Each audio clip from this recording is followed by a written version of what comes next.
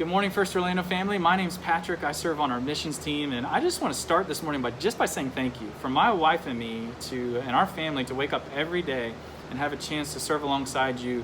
It's a joy. So I hope this morning would just add to the encouragement that you've already received from these dailies leading up until now, and that the Lord might use it to strengthen and encourage you today. So happy Saturday, happy Memorial Day weekend. I hope you enjoy your family today. So for me, during this wild season that we're all in together, one of the things that's been most encouraging has been the farming language and the agricultural language that we see in the scriptures.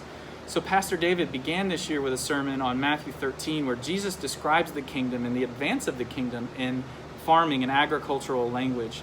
Jesus also says in Matthew 9 that the Father is the Lord of the harvest. And so my grandfather was a farmer. He was from upstate New York. He's called the Yankee in our family.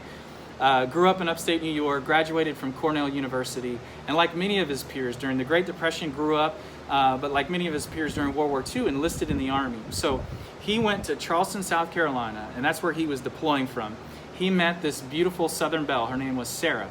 They fell in love. They quickly got married, and less than a week after they got married, he ships out to Europe to fight for several years. And so the first part of their marriage was really just him in Europe fighting. And so they had letters that went back and forth. I will never forget, after my grandfather passed away, is opening the box that contained all of the letters that they had shared back and forth, their hopes and dreams for the future. And one of the things that was interesting about my grandfather was that he didn't take my grandmother up to upstate New York to start their lives there. He moved to where she was from in South Georgia. They moved to Dixie, Georgia, the heart of the South. They bought some land and they started a farm and settled down. That's the farm that my father grew up on. I will never forget being a little boy going to that farm and just begging my grandfather, take me out on your tractor. I want to plow a field with you. And one day he did. And so we went out and spent hours in a field one day, and it was acres and acres of land. I remember going up and down for hours, this field, and at the end of the day, we looked back and we saw this field that had just totally been tilled and plowed. And so what I knew as a little boy at that time was that my grandfather, as a good farmer, was plowing that field with the intent to come quickly behind and sow seed. And so comparing that to scripture, we think about Matthew 9, again, that Jesus says that the Father is the Lord of the harvest. And all around us, we see fields that have been tilled. My heart feels like a plowed field. My house, if you go inside, looks like a plowed field with our small kids. And our city, fields all around our city have been plowed. Fields all around the world have been plowed. But the promise that we have is that as we see the fields around the world, that God is the Lord of the harvest. He does not plow fields without the intent of coming quickly behind to sow seed. And so I want to encourage you this morning from Galatians 6.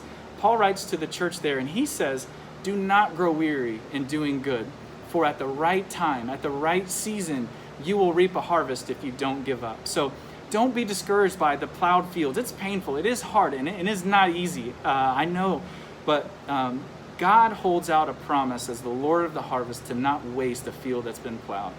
God is at work. The king, but also the farmer, is in these fields sowing seed. And as he plows, he is sowing.